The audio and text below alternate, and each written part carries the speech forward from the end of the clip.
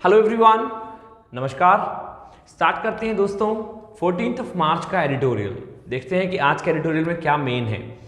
हम डेली कर रहे हैं एडिटोरियल और डेली कुछ ना कुछ समझ रहे हैं। आज देखते हैं कि आज का एडिटोरियल क्या हमारे दिन को कैसे मुख्य बनाता है और आज की सबसे इंपॉर्टेंट न्यूज़ में कौन सी न्यूज़ आज आई है, राइट। लेकिन इससे पहले मैं आपको बता दूं दोस्तों, एडिटोरियल देखना हमारे लिए बहुत मुख्य है क्योंकि हम सब जानते हैं पैसेजेस में जो मेन कॉन्सेप्ट होता है वो एडिटोरियल का होता है, नंबर 1।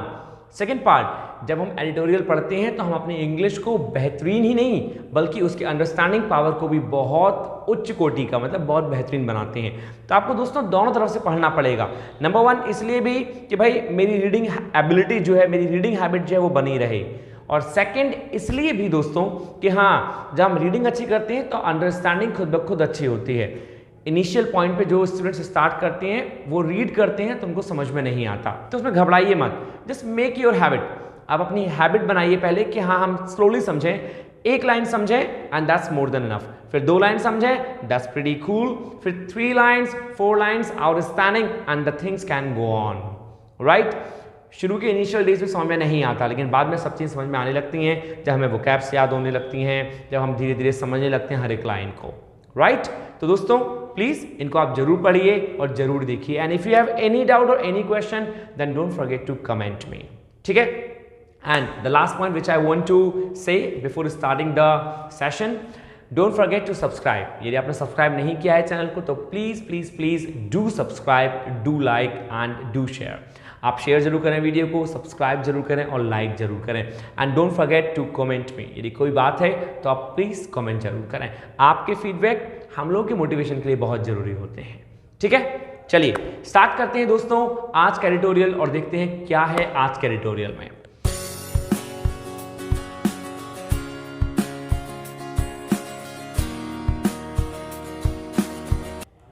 एडिटोरियल स्टार्ट करने से पहले दोस्तों कुछ vocabulary, it means test yourself. आप अपने आप को पहले टेस्ट कर लें, ये देखें कि हाँ कितनी वोकैबुलरी आपको इसमें से आती हैं। नंबर 1 है लूप होल्स। आप सेशन के लास्ट में मुझे इसके मीनिंग लिख के दिखाएंगे और बताएंगे कि कितने मीनिंग आती हैं। यदि कुछ गलत है तो आप फिर मैच कर लेंगे, मैं आपको लास्ट में आंसर दे दूंगा। Number 1 loop holes. सेकेंड है कॉन्फ्लिक्ट, बहुत सिंपल है। थर्ड है दोस्तों स्पेक्यूलेशन। फोर्थ है इन्वेंट्री। फिफ्थ है हाइपरसोनिक एंड सिक्स्थ है डॉग फाइट। आज के एडिटोरियल में वोकैब बहुत कम है, लेकिन ठीक है, कोई दिक्कत नहीं है। आप इनको रिवाइज करेंगे, याद करेंगे, पहले समझेंगे कि इनके क्या मीन है सेंटेंस में, राइट, हमारे एडिटोरियल में, और कुछ आपको बहुत सिंपल आते होंगे। चलिए स्टार्ट करते हैं एडिटोरियल आज का। जैसा कि हेडिंग है अनगाइडेड मिसाइल, एक ऐसी मिसाइल जिसका कोई गाइड नहीं था, मतलब कोई देखरेख नहीं थी, कोई देखभाल करने वाला नहीं था, पता नहीं कहां से आई और कहां घुस गई। सो अनगाइडेड मतलब कोई डायरेक्शन लेस मिसाइल, जो डायरेक्शन लेस थी कहां से आ गई, अनगाइडेड मिसाइल। ये था हमारा आज का टॉपिक। अब देखते हैं क्या कह रहा है हमसे नेक्स्ट हेडिंग में। On a malfunction and Pakistan probe demand, मतलब ऑन अ मेल फंक्शन, एक बहुत ही गंदी चीज, एक बहुत ही गंदी बात, एक ऐसा फंक्शन जो कि बहुत बुरा है, एक बहुत ही बुरा काम, एंड पाकिस्तान प्रोब डिमांड, और पाकिस्तान की जो डिमांड है उस पर इन्वेस्टिगेशन। हम सभी जानते हैं कि ये जो मीन है प्रोब, ये इसका मीन होता है दोस्तों इन्वेस्टिगेशन, इन्वेस्टिगेशन करना। तो क्या किया, पाकिस्तान प्रोब, पाकिस्तान की इन्वेस्टिगेशन डिमांड, मतलब पाकिस्तान ने डिमांड की है किसकी, इन्वेस्टिगेशन की, कि भाई ये अनगाइडेड जो मिसाइल है क्या कर रही है यहाँ पे, मतलब कोई ना कोई जो मिसाइल है वो पाकिस्तान पे छोड़ दी गई या फिर आ गई गलती से, जो भी था। तो उसने कहा on a malfunction, malfunction मतलब कोई भी बुरा फंक्शन, कोई भी बुरा काम, ऑन अ मेल फंक्शन किसी बुरे काम पर, and Pakistan probe demand, Pakistan की इस डिमांड, पाकिस्तान ने डिमांड की प्रोब इन्वेस्टिगेशन की। सिंपल। स्टार्ट करते हैं। इसने कहा नीचे वाले सेंटेंस में दोस्तों Pakistan demand for a joint probe, Pakistan ने एक जॉइंट इन्वेस्टिगेशन की मांग की है, इज अनवारंटेड, जो कि क्या है, अनवारंटेड है, मतलब कोर्ट की अपील उस पर नहीं है, कोर्ट ने कहा कि भाई अनवारंटेड है मतलब बेकार है। But India must get to the truth of the missile malfunction, लेकिन इंडिया को जानना चाहिए, इंडिया को पता होना चाहिए कि सत्य क्या है of the missile malfunction, कि इस मिसाइल के मेल फंक्शन का, कि मतलब ये मेल फंक्शन क्यों है इसका, मतलब ये मिसाइल जो है ये डायरेक्शन लेस क्यों है, या क्यों हो गई, या फिर क्या है। तो उसने कहा Pakistan demand for a joint probe is unwarranted, Pakistan की जो डिमांड है इन्वेस्टिगेशन की वो अनवारंटेड है, मतलब वो लीगल नहीं है। अनवारंटेड मतलब लीगल और वारंट मतलब लीगली होना। अनवारंटेड जो इलीगल है, but India must get to the truth, लेकिन इंडिया को जरूर पता होना चाहिए of the missile malfunction, की मिसाइल जो है ये कैसे गलत हो गई, कैसे मेल फंक्शन कर गई। राइट, क्या है, क्या कहना चाह रहा है, हमें आगे मालूम पड़ेगा। आगे कहा उसने दोस्तों। अच्छा, इससे पहले मैं आपको बता दूं साइंस में जो था, आपने देखा था ऊपर वाले में पाकिस्तान प्रोब, हम सभी जानते हैं ये पॉजेसिव केस है। किसी कंट्री के आगे एपोस्ट्रोफी एस और प्रोब मतलब इन्वेस्टिगेशन, ये एपोस्ट्रोफी एस मतलब क्या बन गया, पॉजेसिव केस ग्रामेटिकली। आगे उसने कहा the accident firing of a missile bye India, मतलब यहां पे साफ साफ कुछ कह दिया गया है कि जो एक्सीडेंटल फायरिंग है, मतलब जो अचानक ही और बिना सोचे समझे फायरिंग की गई है ऑफ अ मिसाइल, मिसाइल की बाय इंडिया, इंडिया के द्वारा इनटू पाकिस्तान, पाकिस्तान में क्या हुआ, कुड हैव लेड, वो कर सकती थी, लीड कर सकती थी serious unintended escalation of tensions, वो दोनों कंट्रियों के बीच में एक बिना सोची समझी, अनइंटेंडेड मतलब इंटेंड का मतलब होता है सोचना समझना, लेकिन अनइंटेंडेड लग गया, बिना सोचे समझे, एक सीरियस वाली मतलब बहुत बड़ी गहमा गहमी हो सकती थी, अनइंटेंडेड एस्केलेशन चढ़ाई मतलब बहुत बुरी तरह कुछ भी कांड हो सकता था, कोई चढ़ाई हो सकती थी, सेना एक दूसरे पे लग जाती, ऑफ टेंशंस, किसकी, टेंशंस का एस्केलेशन।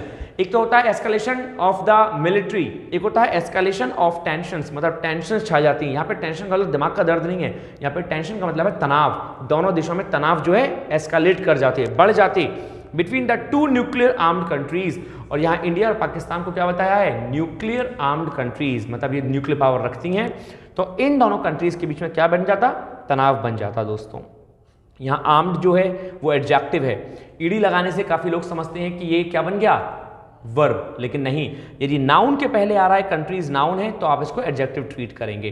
फिर उसने कहा बट फॉर्चुनेटली, लेकिन भाग्यवश, दैट डिड नॉट हैपन, ऐसा नहीं हुआ, क्या नहीं हुआ, मतलब उन दोनों के बीच में तनाव नहीं हुआ, मतलब कुछ ज्यादा बुरा नहीं हुआ। The government of India has said, जो गवर्नमेंट है इंडिया की उसने क्या कहा, द गवर्नमेंट ऑफ इंडिया भैया हैज सेड, उसने कहा, हैज सेड प्रेजेंट परफेक्ट है, the incident on March 9 happened, जो इंसिडेंट हुआ है 9 मार्च को, in the course of routine maintenance, किसके जरिए, जो एक कोर्स था कि हाँ भैया हमें रूटीन मेंटेनेंस करना है, हमें चेक करनी है, मेंटेनेंस करनी है, due to a technical malfunction, मतलब जो टेक्निकली उसमें खराबी आ गई उसके कारण ऐसा हुआ है। फिर से रिपीट करूंगा, the government of India has said, government of India ने कहा, सेड क्या, the incident on March 9 happened, जो इंसिडेंट हुआ 9 मार्च को, in the course of routine maintenance, किस कारण से हुआ, मेंटेनेंस मतलब जो रूटीन मेंटेनेंस है, जो मिसाइल को देखा जाता है बार बार, उनका जो चेकअप होता है, उस कारण से कुछ गलती हो गई, due to a technical malfunction, technically तौर पे उसमें कुछ ना कुछ गड़बड़ी हो गई। India has ordered a high level court of inquiry, India ने ऑर्डर किया है कि भैया इस पे बहुत बढ़िया लेवल पे जांच होनी चाहिए। The charge the affairs of the Indian high commission, Indian high commission का जो चार्ज द अफेयर्स है इस्लामाबाद में, चार्ज अफेयर्स हम कह सकते हैं एक पोस्ट के तौर पे कि एक कम्युनिटी है, कम्युनिटी बनाई गई है कि भैया इसको जो इंक्वायरी है इस पे जो जांच करे, तो उसने कहा the charge the affairs of the Indian high commission in Islamabad was called twice, उसको 2 बार बुलाया गया पाकिस्तान के द्वारा, टू कन्वे इट्स कंसर्न्स, कि वो इस कंसर्न को कन्वे करे, इस कंसर्न को पहुंचाए कि भाई ये क्या हुआ, ऐसा क्यों हुआ, कोई सोची समझी साजिश तो नहीं थी ये, जो भी था। आगे उसने क्या कहा, Pakistan has alleged that the incident indicates, Pakistan ने ये दोष लगाया, अलीग्ड मतलब किसी पे आरोप लगाना, क्या कि इंसिडेंट इंडिकेट करता है, ये इंसिडेंट बताता है, मैनी लूप होल्स, बहुत सारी गड़बड़ियां, एंड टेक्निकल लैप्सेस, और बहुत सारे टेक्निकल लैप्सेस में मतलब वही होता है मिस्टेक्स, गलतियां, ऑफ अ सीरियस नेचर, एक बहुत सीरियस नेचर की, in Indian handling of strategic weapons, जो इंडिया वेपन, स्ट्रेटेजिक वेपन, एक स्ट्रेटेजी के तौर पे जो वेपन हैंडल कर रहा है उसमें ये बहुत सारी गलतियां कर रहा है और बहुत सारी मिस्टेक्स हैं। मतलब ऐसा किसने कहा, ऐसा पाकिस्तान की गवर्नमेंट ने कहा, पाकिस्तान की गवर्नमेंट ने दोष लगाया, भैया क्या लगाया, डेफिनेटली लगाएगी कि भाई जब मिसाइल यहाँ आ गिरी इस्लामाबाद में तो मतलब इनको चीज़ें संभाली नहीं जा रही हैं, ये कुछ ना कुछ टेक्निकली गड़बड़ कर रहे हैं, ऐसा पाकिस्तान का सोचना है।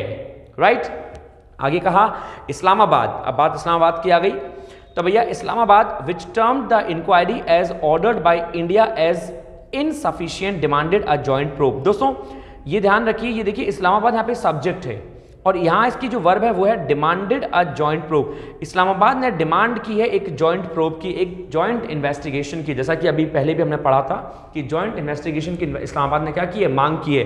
लेकिन बीच में क्या कह रहा है, बीच में कहना चाह रहा है in Islamabad which term the inquiry as ordered by India, मतलब इंडिया के द्वारा जो इंक्वायरी बुलाई गई है तो इस्लामाबाद ने टर्म किया, इस्लामाबाद ने उसे बताया एज इनसफिशिएंट कि वो कैसी है, वो इनसफिशिएंट है, मतलब इंडिया ने जो इंक्वायरी करी है वो पर्याप्त नहीं है। भैया हमें तो जॉइंट इन्वेस्टिगेशन चाहिए, ये पागल बना रहे हैं, हमें तो अपनी इन्वेस्टिगेशन करनी है, हम उसके अकॉर्डिंग सच मानेंगे कि वास्तव में ये लोग नेस नाबूद करने के इरादे से आए थे या फिर वास्तव में कुछ गलतियां हुई हैं। दोस्तों सब्जेक्ट आगे है, कॉमा लगा के जो वर्ड लिखा गया है वो सिंटेक्स के रूल होते हैं कि हम बीच में लगा सकते हैं, लेकिन सब्जेक्ट पूरा नहीं होता। सब्जेक्ट मतलब किसकी बात कर रहा है, इस्लामाबाद की बात कर रहा है। वर्ब क्या है यहाँ पे, वर्ब है डिमांडेड, मतलब उसने डिमांड की, किसने डिमांड की, इंडिया ने डिमांड नहीं की, इस्लामाबाद ने डिमांड की है, किसकी, अ जॉइंट प्रोब की। यदि आपको कभी भी दिक्कत आती है सेंटेंस को समझने में तो बीच वाले सेंटेंस को छुपा लें और सेंटेंस को जोड़ के देखें। जैसे मैं सपोज करिए यहाँ विथ से लेके मैं सेंटेंस को थोड़ा हाइड कर लेता हूँ, विथ से लेके और इनसफिशिएंट तक, तो क्या सेंटेंस का मीन निकल रहा है, Islamabad demanded a joint probe, जी हाँ बिल्कुल निकल रहा है। तो इस्लामाबाद ने डिमांड की किसकी, जॉइंट प्रोब की, जॉइंट इन्वेस्टिगेशन की, तो मुझे मिल गया कि सब्जेक्ट वो है और ये पूरी वर्ब है। लेकिन यदि मैं सेंटेंस को ऐड करूं विच से, इस्लामाबाद को भूल जाता हूं, मैं कहूं which term the inquiry as ordered by India as insufficient demanded a joint probe, sentence बन ही नहीं रहा क्योंकि सेंटेंस वो सब्जेक्ट का काम कर ही नहीं रहा। उसने कहा विच टर्म द इंक्वायरी, जिसने इंक्वायरी को टर्म किया, जिसने इंक्वायरी को बताया as ordered by India, India के द्वारा जो ऑर्डर दिया गया, एज इनसफिशिएंट अपर्याप्त की तरह, डिमांडेड अ जॉइंट प्रोब, उसने डिमांड की जॉइंट प्रोब की, किसने, इंडिया ने।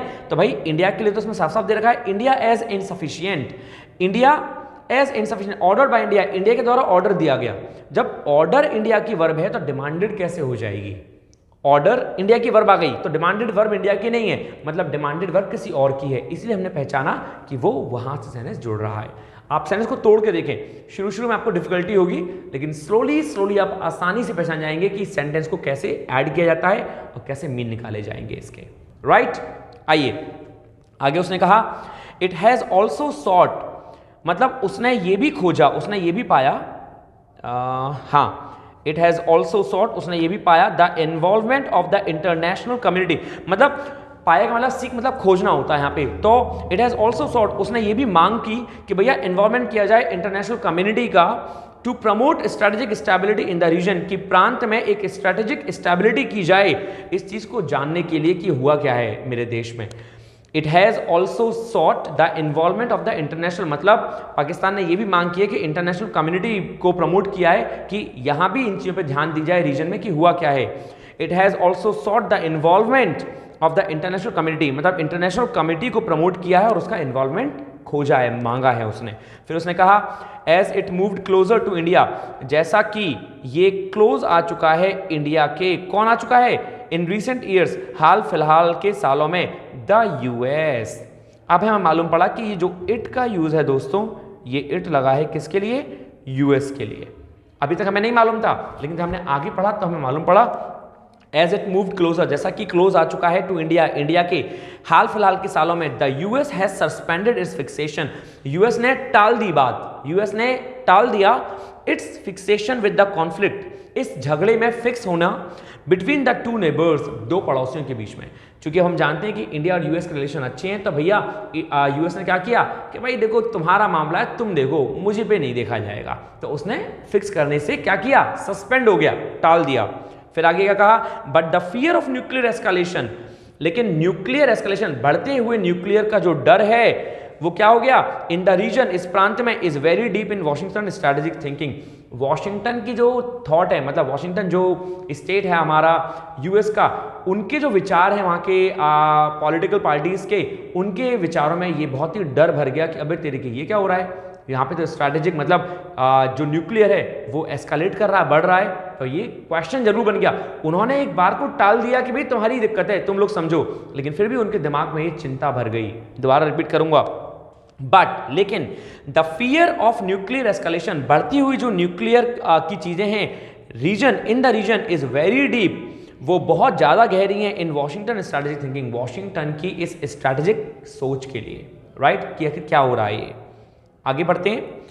India's global image of being a responsible nuclear power, India की जो ग्लोबल इमेज है, मतलब संसार में भारत की जो इमेज है, जैसे केस यूज हुआ इंडियाज, छोटी छोटी बातों पर जरूर ध्यान रखा करिए, ऑफ बीइंग अ रेस्पॉन्सिबल, क्या बनने की, एक बहुत रेस्पॉन्सिबल न्यूक्लियर पावर बनने की।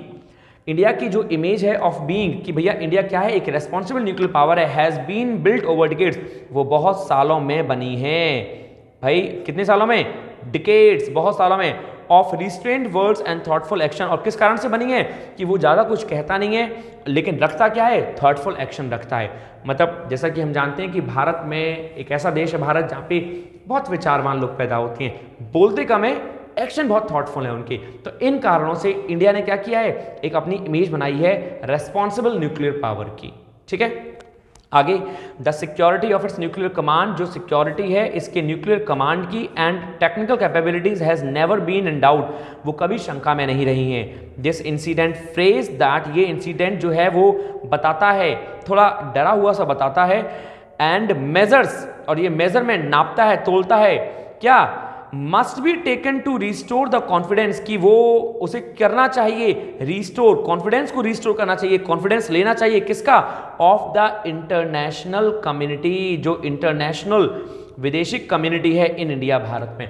मतलब ये जो अभी भी कांड हुआ है इस कारण से थोड़ा इंटरनेशनल कम्युनिटी में हलचल पैदा हो गई है। तो अब ये इंडिया को क्या करना चाहिए, इंडिया को उनको अपनी कॉन्फिडेंस में लेना चाहिए कि नहीं भाई ये ऐसा नहीं है, तो कुछ ही किसी और कारण से हुआ है। तो मतलब कोई भी बात इंडिया को करनी चाहिए लेकिन इसके पास जो न्यूक्लियर पावर है उसको बनाए रखना चाहिए। इंडिया की पावर जो है, लोहा जो है, वो पूरे विश्व को समझ में आए, ऐसा इसने कहा। इंडियाज ग्लोबल इमेज, इंडिया की जो ग्लोबल इमेज है उसको बनाए रखने के लिए उसे इंटरनेशनल कम्युनिटी को समझाना होगा अच्छे से। और क्लियर, आइए नेक्स्ट दोस्तों, there has been no official word, कोई भी सरकारी मतलब ऑफिशियल वर्ड नहीं है फ्रॉम इंडिया की साइड से, कहाँ गया, हाँ, फ्रॉम इंडिया, इंडिया की साइड से, ऑन विच, जिस पर मिसाइल वॉज इन्वॉल्व, मिसाइल जो है इन्वॉल्व थी, मतलब मिसाइल का इन्वॉल्व होना, इस बात के लिए कोई भी ऑफिशियल पुष्टि नहीं दी है इंडिया ने।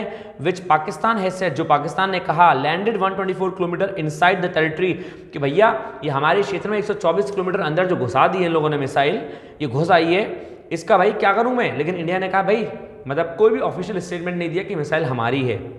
India is India.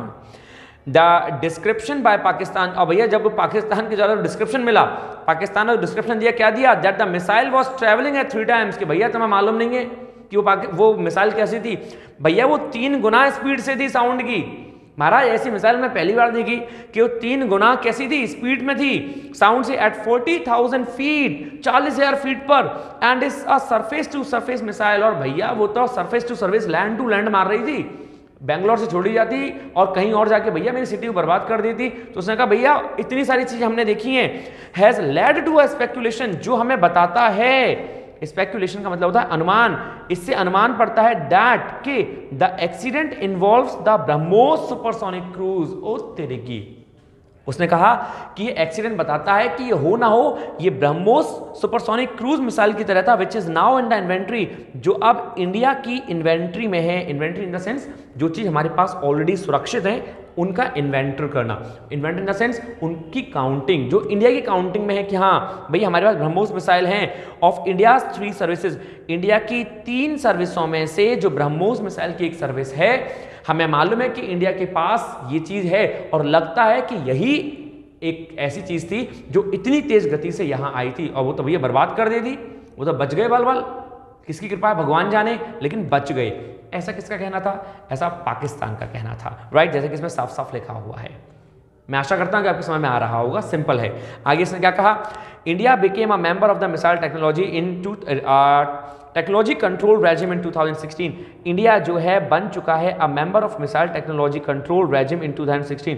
2016 में इंडिया जो है मेंबर बन चुका है मिसाइल टेक्नोलॉजी कंट्रोल रेजिम का, and acceptance by major power of India status as a reliable defence partner, जो कि एक एक्सेप्टेंस है, एक स्वीकृति है by major power of India, India की जो मेजर पावर है उनके द्वारा स्टेटस, इंडिया की मेजर पावर के स्टेटस के द्वारा as a reliable defence partner, की वो एक विश्वसनीय डिफेंस पार्टनर है that is capable of handling, जो कैपेबल है, जो योग्य है हैंडल करने में अपनी पावर को, and contributing to global security, और चूंकि उसके पास पावर है तो वो ग्लोबल को मतलब सांसारिक तौर पे सिक्योरिटी भी कभी जरूरत पड़े तो दे सकता है। तो इंडिया इतना सक्षम है, इंडिया पे भरोसा किया जा सकता है। India is developing more missile, India जो है डेवलप कर रहा है और भी missile systems including a hypersonic variant. क्या करते हुए? इंक्लूड करते हुए हाइपरसोनिक वेरिएंट, मतलब जूम, साउंड से भी ज्यादा बहुत स्पीड से निकल जाए, ऐसी चीजों को भी वो और क्या कर रहा है? डेवलप करने की कोशिश कर रहा है। India is developing nowadays and it is rapidly, right. ये था दोस्तों सेंटेंस में। समरी मेरी हम जाने तो साफ साफ कह रहा है कि पाकिस्तान कह रहा है कि भैया ये तो कुछ और ही बवाल भेज दिया था इन्होंने। इंडिया ने ऑफिशियली अभी इस बात को माना नहीं है कि हमारी है, लेकिन हाँ इंडिया के बारे में बताया गया है कि 2016 में इंडिया जो है क्या बन गया था, ये मेंबर बन गया था मिसाइल टेक्नोलॉजी कंट्रोल का, और अब इंडिया जो है धीरे धीरे आगे मिसाइलों में और बढ़ता जा रहा है। आगे देखते हैं। The handling and the launch of any such missiles are highly regulated with checks and balances. ऐसी मिसाइलों को क्या करना, हैंडल करना, आर हाईली रेगुलेटेड, ये बहुत ज़्यादा रेगुलेट हो जाता है विद चेक्स एंड बैलेंसेस, बहुत सारी बाधाओं के साथ और बैलेंसेस के साथ, टू अवॉइड एक्सीडेंट्स, कि इनसे एक्सीडेंट ना हो। एक्सीडेंट अवॉइड करने के लिए ऐसी मिसाइलों को बहुत अच्छे तरीके से, हाई तरह से रेगुलेट किया जाता है, चलाया जाता है, चेक किया जाता है और बैलेंस किया जाता है, जिससे कि इनसे कोई भी एक्सीडेंट ना हो। This accident also has echoes, ये जो एक्सीडेंट है ऑल्सो हैज इकोज, ये एक इको रखता है, एक गूंज रखता है, of another incident in February 2019।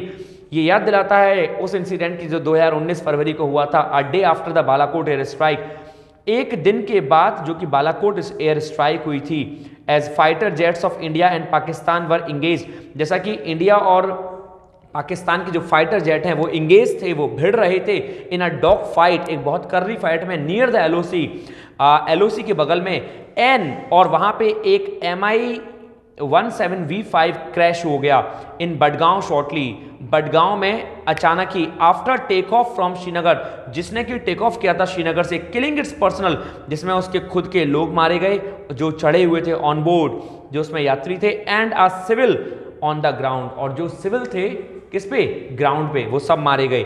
The court of inquiry confirm, और जो उस पर इंक्वायरी बैठाई गई उसने क्या किया? उसने भैया कंफर्म किया that it was shot by an, कि ये छोड़ी गई थी किसके द्वारा? An Israeli origin spider surface to air missile system of the IAF।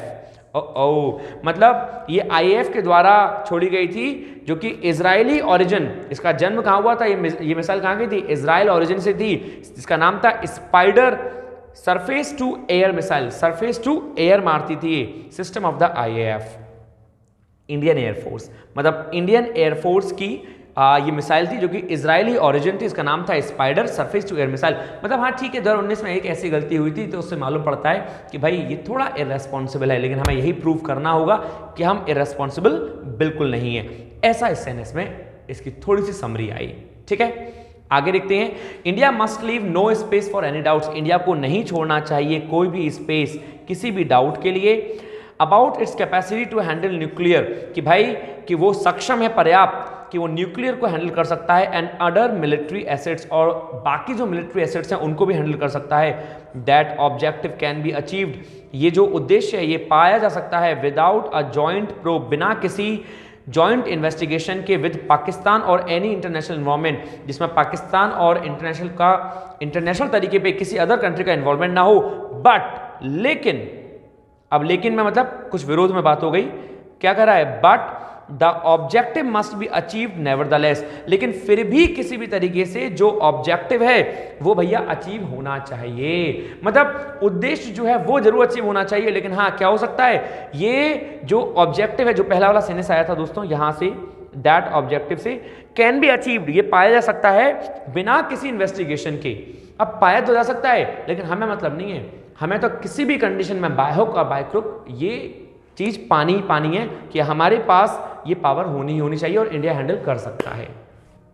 Simple था दोस्तों, मैं आशा करता हूं कि शायद ये लास्ट स्लाइड है, हाँ जी ये लास्ट स्लाइड थी, आपको समझ में आई होगी। राइट एवरीवन, फिर से पढ़ेंगे, फिर से देखेंगे, and if you have any doubt then you can ask me, ठीक है। सबसे इंपॉर्टेंट बात मैं आपसे दोबारा कहना चाहूंगा दोस्तों कि आप जब कभी भी पढ़ते हैं किसी एडिटोरियल को तो हमें थोड़ा घबराहट सी होती है कि यार समझ में नहीं आ रहा, लेकिन आप छोड़े नहीं। होता है ना, शुरू में हम कोई भी चीज़ अचानक से नहीं सीख जाते, हमें उसके लिए तपस्या करनी होती है। आप 7, 8, 10, 11 दिन की एक हैबिट बनाएं। आपको बैठना ही बैठना है, पढ़ना ही पढ़ना है। उसके बाद आपको महसूस होगा कि हाँ कुछ समझ में आ रहा है, फिर कुछ आया, फिर एक दिन झुंझलाहट हो गया, अरे यार मैं क्यों कर रहा हूँ ये सब, लेकिन फिर समझ में आएगा। धीरे धीरे आपको इन सब से फाइट करना है। यही तो जिंदगी के दोस्तों एक छोटे मोटे कष्ट हैं। जी हाँ, एग्जैक्टली, ये जीवन के कष्ट कहलाते हैं। These are the problems of the life, जो खुद से ही सेल्फ प्रोड्यूस होती हैं, सेल्फ उत्पन्न हो जाती हैं। मन नहीं कर रहा, लूज मोशंस हो गए हैं, आज मौसम नहीं है, आज गर्मी ज़्यादा लग रही है, आज घर में गेस्ट आए हुए हैं, blah blah blah blah blah, so many reasons are there, so many causes are there, but we should be determined, we should be firmed, we should fix our goal और टारगेट्स, राइट। इनको करें आप daily, चाहे किसी भी तरीके से, कैसा भी टाइम निकालें, बैठक बैठाएं और दोस्तों बस पढ़ें, आपको बहुत मजा आएगा धीरे धीरे, राइट। केवल संगति का असर जो है वो हमें बनाता है, तो संगति आपकी इन चीजों के संग होनी चाहिए, इन पैसेज के संग, इन अंडरस्टैंडिंग के साथ, ठीक है। तो फिनिश करता हूं मैं आज की क्लास यहीं पे, लेकिन क्लास फिनिश करने से पहले ये दोस्तों मीनिंग है जो आप लोगों ने सोची होंगी कि हाँ इनके क्या क्या मीनिंग है, जो हमने वहां देखे थे, मैं आपको एक बार बता देता हूं। Number 1, loop holes. Loop holes का मतलब होता है कोई भी चीज जो कि अस्पष्ट पैदा होती है, मतलब जो स्पष्ट नहीं होती और कहीं ना कोई डाउट रह जाता है, वही कहलाते हैं लूप होल्स। जैसा कि लिखा हुआ है, एन एम्बिग्विटी और इनएडिक्वेसी इन द लॉ और सेट ऑफ रूल्स। कुछ रूल्स में कोई ना कोई एम्बिग्विटी, अस्पष्टता का हो जाना, मतलब स्पष्टीकरण ना होना कि क्या था ये, कोई डाउट चीज हो जाना, इसको लूप होल्स। कॉन्फ्लिक्ट, विवाद कहलाते हैं, डिसएग्रीमेंट, ठीक है, छोटी छोटी जो झगड़े होते हैं वो कॉन्फ्लिक्ट कहलाते हैं। थर्ड है स्पेक्यूलेशन। स्पेक्यूलेशन का मतलब होता है दोस्तों the forming of a theory, एक थ्योरी, एक सोचना कि हाँ ठीक है ऐसा होगा। कंजक्चर विदाउट फर्म एविडेंस, बिना किसी मेन और पुख्ता सबूत के कुछ अनुमान लगाना, तो अनुमान को बोलते हैं क्या, स्पेक्यूलेशन। इन्वेंट्री, इन्वेंट्री का मतलब होता है दोस्तों एक डिटेल्ड लिस्ट, एक सोची समझी लिस्ट। हम लोगों ने अभी देखा था कि इंडिया के पास ब्रह्मोस की जो है वो एक इन्वेंट्री है, तो भैया सोची समझी लिस्ट कि कितना है हम पे और क्या क्या है, यही सब होती है इन्वेंट्री। आपके घर में कितनी बुक्स हैं, किचन में कितने बर्तन हैं, कितने कपड़े हैं, यदि आप इनकी इन्वेंट्री रखते हैं कि मेरे पास भाई 15 जोड़ी कपड़े हैं, तो ये इन्वेंट्री है आपके पास, मतलब आपके पास काउंटिंग है, इन्वेंट्री। हाइपरसोनिक मतलब जो भी चीज बहुत ज्यादा स्पीड में हो और जो कि साउंड से भी ज्यादा स्पीड में हो जाती है उसे कहते हैं हाइपरसोनिक, बहुत हाइप कर जाना, हाइप मतलब उछाल मार जाना, सोनिक मतलब रफ्तार से, ठीक है। And the last, dog fight means a close combat between military aircraft. Military aircraft के लिए यूज किया जाता है, तो दो मिलिट्री एयरक्राफ्ट में एक कॉम्बैट, एक फाइट होना, एक बहुत भयानक फाइट हो जाना कहलाता है डॉग फाइट, जैसे कि नाम ही है इसका, डॉग फाइट, ठीक है दोस्तों। सो ये थी हमारी वोकैबुलरी। फिर से मेरी आशा है पूरे विश्वास के संग कि आपको समझ में आई होगी। दोबारा रिवाइज करें, रिपीट करें, और कहीं कोई क्वेश्चन है तो मुझसे पूछना ना भूलें, लेकिन चैनल को जरूर सब्सक्राइब करें एट एनी कॉस्ट। नहीं किया है तो करें और प्लीज अपने दोस्तों को भी बताएं। थैंक यू दोस्तों, फिर मिलते हैं कल के एडिटोरियल में और देखते हैं कि क्या खास है, ठीक है। Thank you, take care of yourself, stay happy, stay healthy, stay hungry. Thank you दोस्तों, नमस्कार।